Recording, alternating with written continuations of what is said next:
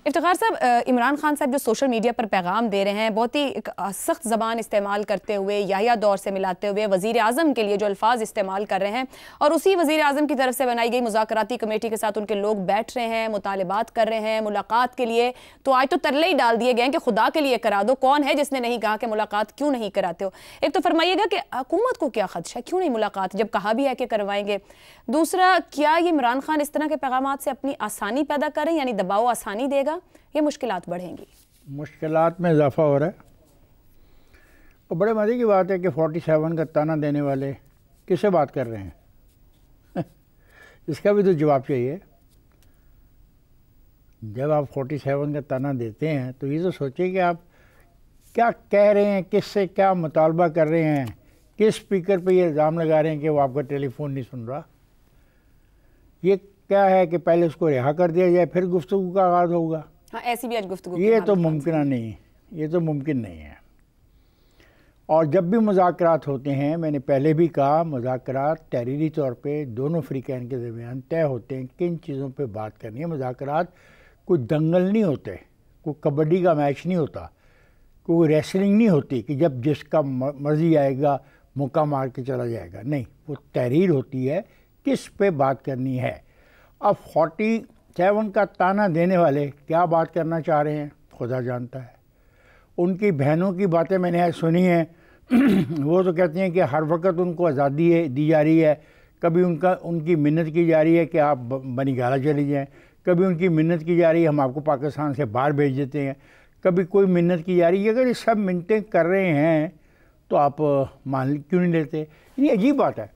एक तरफ कहा जाता है कि हमें आज़ादाना तौर पे उनसे गुफ्तगू करने दी जाए और उस गुफ्तगू के दरमियान कोई एजेंसी का आदमी ना हो। दैट इज़ दी मुतालबा ना। आज तो मुतालबा 2-2.5 घंटे मुलाकात की स्पेस और पूरी कमेटी मिले जाए। बिल्कुल जाए, कमेटी मिले, ज़रूरी तौर पे मिलनी चाहिए।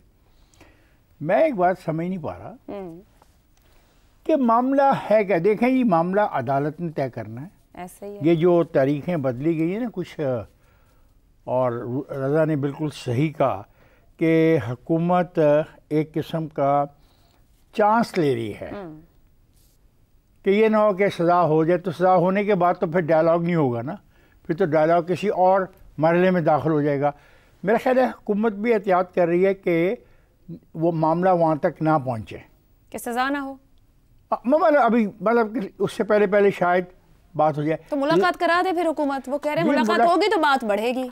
ये शराइत पे मुलाकात नहीं होती। कैसे होगी? नहीं होती ना, नहीं होती। मतलब ये शराइत पे तो कोई दुनिया की ताकत डायलॉग नहीं कर सकती। लिख के आज दे दें कि किन, अब आपको पता नहीं आज क्या बात की उन्होंने, उनके जो हैं वो सरबराह जो हैं, कि हमारे पास एक लंबी तफसीली शिकायत की लिस्ट है जिसमें से सिर्फ हमने 2 का मुतालबा भी किया है। जाते जाते वो इलेक्शन का भी मुतालबा कर रहे हैं। हाँ, 9 मई और उसके अलावा ये मुतालबा किया और इलेक्शन भी करवाए जाएं। तो इस तरह की अनलिमिटेड किस्म की डिमांड के ऊपर डायलॉग नहीं हो सकता, नहीं होता। मैं हमायत करता हूँ डायलॉग होना चाहिए, खिंचाव कम होना चाहिए, मुल्क में आसानियाँ पैदा होनी चाहिए दोनों फ़रीक़ैन के लिए। लेकिन ये एहसास करें कि जो अब ट्विटर पे ट्वीट किया है, अब मुझे बताएं उसमें कोई बात ऐसी है कि कोई उनसे डायलॉग करेगा? और जब बैठ जाएंगे टेबल के ऊपर तो खुदा जाने वो अपने मुंह से क्या क्या फरमा दें। तो उनको अपने रवैये पे गौर करना चाहिए, ऐसा नहीं है। और ये बात बिल्कुल ठीक कही है कि गमे दुनिया से गमे यार, गमे दुनिया में गमे यार भी शामिल कर। अब इसमें मुझे नहीं पता गमे दुनिया में गमे यार ट्विटर का है वो शामिल कर लेना, या गमे दुनिया में जो वो मुतालबात करते फिर रहे हैं वो शामिल कर लेना, ये अभी आपको नहीं पता। चलें गुफ्तगू आगे बढ़ाते हैं। शहजाद साहब, मुज़ाकरात के एन तीसरे राउंड से पहले जो ट्वीट उन्होंने किया या सोशल मीडिया पैगाम दिया, जहाँ मौजूदा निज़ाम को याया के निज़ाम से मिलाया, फिर कानून की हुक्मरानी, अदलिया की आज़ादी, जमहूरियत सबका जनाजा, वज़ीर आज़म को वो अर्दली कठपुतली कह रहे हैं। आज ही मेरी नज़र से गुजरा इस सोशल मीडिया एक्स के ऊपर एक उनका स्टेटमेंट चल रहा था जिसमें वो कह रहे हैं और बता रहे हैं सबको कि जनरल बाजवा सुपर किंग थे, सब उसके ऊपर था, हुकूमत के काम जब वो चाहते तो होते थे। बिल्कुल ठीक है, मैं तो एक पंचिंग बैग था, ताकत तो सारी वो लेके बैठे हुए थे। तो इस वक्त साबिक वजीर आजम इसी निज़ाम से रिलीफ भी चाह रहे हैं, और वजीर आजम होते हुए जो कुछ उन पे बीता और इस वजीर आजम को जैसा वो समझ रहे हैं, समझने से कासिर हैं कि इस वक्त उनका स्टेट ऑफ माइंड क्या है, वो इस निज़ाम को कहाँ रख रहे हैं और इस निज़ाम से क्या चाह रहे हैं। ठीक सवाल उठाया आपने। पाकिस्तान की सियासत सियासी हकीकत है और इसी के इर्द गिर्द ही सारी सियासत चलती है। जो बैठे हैं वो भी इन्हीं के सर पे बैठे हैं, जो बैठना चाहते हैं वो भी इसी रास्ते से आके बैठना चाहते हैं। 2018 हो, 2024 हो, या जिस तरीके से भी मर्जी चाहें, जिसको भी देख लें उसका रास्ता यही बनता है। बदकिस्मती से पाकिस्तानी जमहूरियत इतनी ही कमज़ोर है जितनी कि हम कह रहे हैं। लेकिन आपका सवाल बड़ा अच्छा है और मेरे हाल में सवाल की तरफ वापस जाना चाहिए कि क्या वजह है कि गुरेजा क्यों है बानी से मुलाकात कराने के लिए, बानी पीटीआई से। आपने बहुत सारी उसमें ऑप्शंस दी हैं, उनमें से मैं 5 ऑप्शन में से 3 को समझता हूं कि वो मेरी नज़र के अंदर अप्लाई करती हैं। वसवसे, खदशात और तारीखी तजर्बात जो कि वसवसे और खदशात का बायस बनते हैं। देखिए, एक पेज की बात की रजा रूमी ने कि इस वक्त कोई ऐसी पॉसिबिलिटी नहीं है कि दोनों एक ही पेज पे हैं। एक पेज फटते हमारे यहाँ देर नहीं लगती। हमने देखा है, अपने माजी करीब के अंदर देखा है कि एक पेज कैसे फट जाया करते हैं। कल एक बड़ी इंटरेस्टिंग, या परसों शायद, एक किसी कमेटी के आगे, सेनेट की या हाउस की कमेटी के आगे एक प्रेजेंटेशंस हुई हैं जो कि गवर्नर स्टेट बैंक ने और वजीर खजाना ने दी हैं। वो पढ़ने के लायक हैं। वो आपको बताती हैं कि 2025 में क्या मुश्किलात आने वाली हैं और वो तैयार करती हैं आपको कि किस तरीके से इन्फ्लेशन बढ़ेगी, किस तरीके से मुश्किलात का दौर बढ़ेगा। गो कि वो कोशिश कर रहे हैं कि ऐसी चीज ना हो, होगी तो सही, लेकिन उसका बहुत ज्यादा तकलीफ लोगों तक ना पहुंचेगी भी सही, लेकिन उसको कम से कम तर किया जाए। तो वो उसको पढ़िए जरा गौर से, उससे आपको अंदाजा होता है। और वज़ीर खजाना की एक बड़ी क्लियर स्टेटमेंट उसके अंदर, ये कायमा कमेटी थी जिसके अंदर ये वो कर रहे हैं, अपनी स्टेटमेंट दे रहे हैं और कहते हैं कि मुझे कहा जा रहा है कि तरक्की की रफ्तार तेज करो। कहते हैं वो जो होता है ना कि ओवर माई डेड बॉडी, उन्होंने कहा जब तक मैं हूं तरक्की की रफ्तार सस्टेनेबल होगी, तेजी की तरफ मैं नहीं जाऊंगा, यानी इंपोर्ट बेस्ड ग्रोथ नहीं होगी। इससे क्या हुआ, 2 चीजें मिलाइए कि एक वो चीज के मईशत उस तरीके से नहीं बढ़ रही जिस तरीके से कि शोर मचाया जा रहा है, मईशत में मुश्किलात आने वाली हैं। अब अगर ये कहानी वजीर खजाना को पता है और हम सब किसी ना किसी हद तक अब जान चुके और हम पहले से भी इसके बारे में कह रहे हैं, तो क्या ये एक पेज वालों के पास नहीं जाती? मुश्किलात का पता नहीं चलता। गो कि अभी तक बहुत बेहतर हुआ जो हमने किया, लेकिन मुश्किलात आने वाली हैं और शायद उस रफ्तार में, उस जगह पे जहां जिस तेजी से तवक्को थी कि शायद हम बढ़ पाएंगे, नहीं बढ़ पा रहे, वो स्पेस जो क्रिएट हुई है उसके लिए शायद पीटीआई और हुकूमत को ये खदशा हो गया कि पीटीआई या कोई और उसको इस्तेमाल कर सकता है उस मुश्किल वक्त को, जिसके अंदर कुछ ना कुछ और किस्म की जो है वो चीजें दी जा सकती हैं। उन 2 जो चीजें कही गई थी कि जी कमीशन होना चाहिए और असीरान की रिहाई, क्या अब किसी इलेक्शन की तरफ भी जाया जा सकता है क्योंकि एक हुकूमत उस तेजी से नहीं डिलीवर कर पा रही? तो ये वो चीजें हैं जो कि मेरे ख्याल में इस वक्त सारा आपके सामने एक पूरे का पूरा, जिसे कहते हैं ना कि इंटीग्रेटेड किस्म का, कॉम्प्लिकेटेड किस्म का माहौल चल रहा है। दूसरी चीज है, मेरे ख्याल है पीटीआई भी अपने आप को वो बांधना नहीं चाहती। हुकूमत उनसे 2 नुकात या जितने भी नुकात हैं वो लिखवा के बांध देना चाहती है कि तुम बंद गए अब 2 या 3 चीजों के अंदर। पीटीआई वो नहीं चाहती। पीटीआई मैक्सिमलिस्ट से मिनिमलिस्ट और मिनिमलिस्ट से मैक्सिमलिस्ट के अंदर खेलना चाहती है।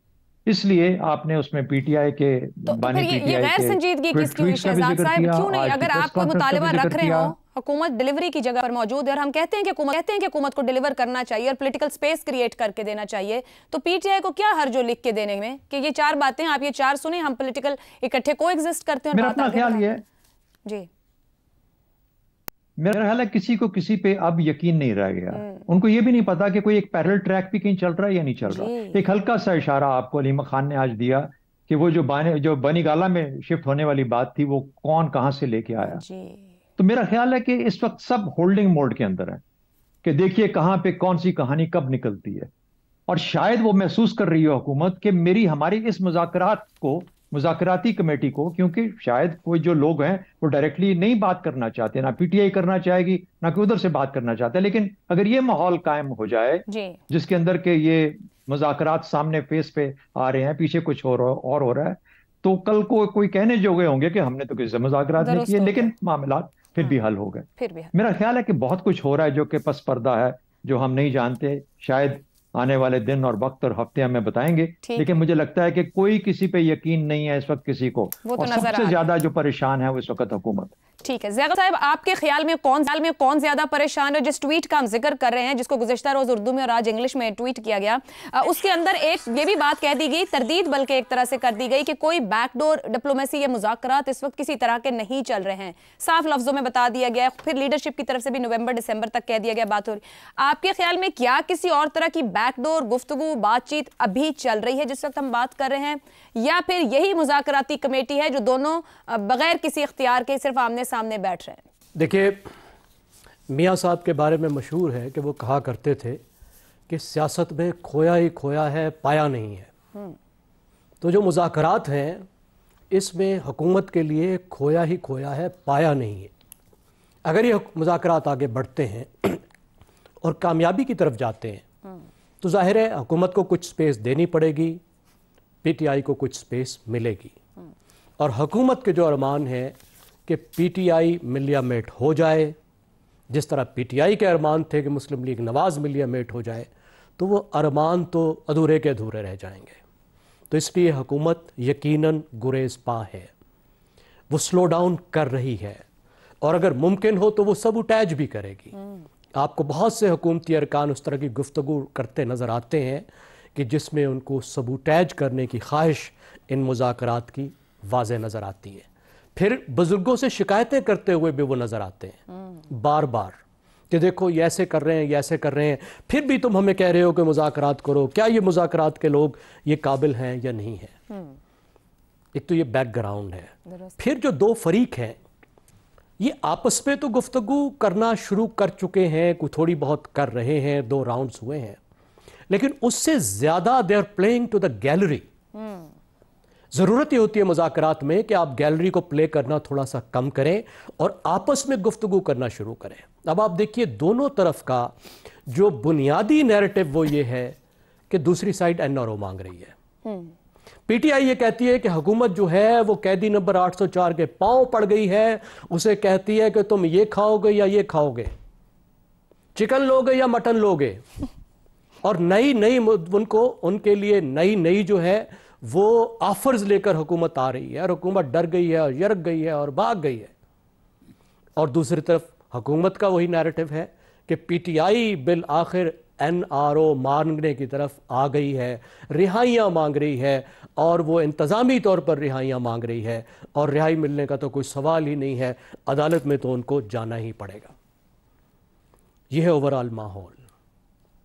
और आपने देखा किस तरीके से पीटीआई ने जो 19 बच्चे नौजवान जो रिहा किए गए उनका किस तरह का जश्न मनाया, उस पर किस तरह की कम्युनिकेशन की, एक्स की कम्युनिकेशन की आपने खुद बात की।